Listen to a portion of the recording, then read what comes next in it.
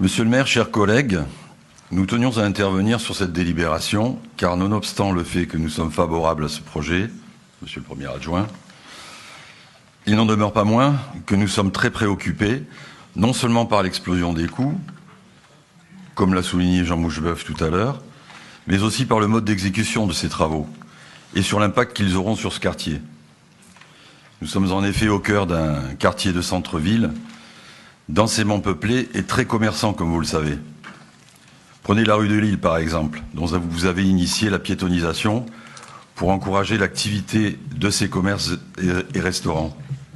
Chaque jour, une clientèle de bureau prend plaisir à y profiter d'une pause déjeuner et d'un moment agréable. Or, il est évident que le balai incessant des engins de travaux, poids lourds et autres, va avoir un impact fort sur les habitudes de cette clientèle et, partant, sur l'activité des commerçants et des restaurateurs de cette rue. Ce sera vrai dans tout le quartier, dont la tranquillité sera mise à mal par ce long chantier.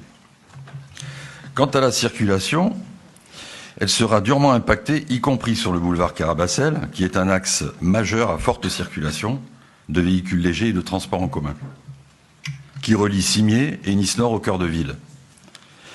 Dois-je vous rappeler que lorsque vous avez décidé de supprimer les voies de bus rue Giuffredo, rue de l'Hôtel des Postes, ainsi que rue Pastorelli, pour y mettre des arbres en pot et des pistes cyclables, qui ne sont guère pratiquées que par des scooters et des fanjo en trottinette, ça a été l'enfer pour les riverains.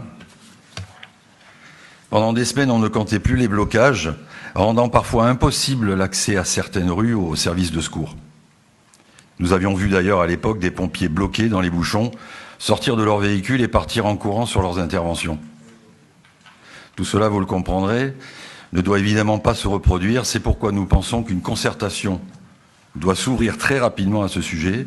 Je parle d'une vraie consultation qui doit associer tous les habitants et les commerçants de ce quartier pour la définition du meilleur plan de circulation possible pendant la durée des travaux.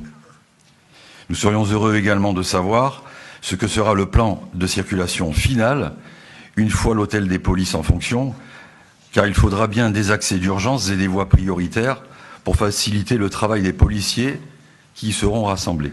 Je vous remercie.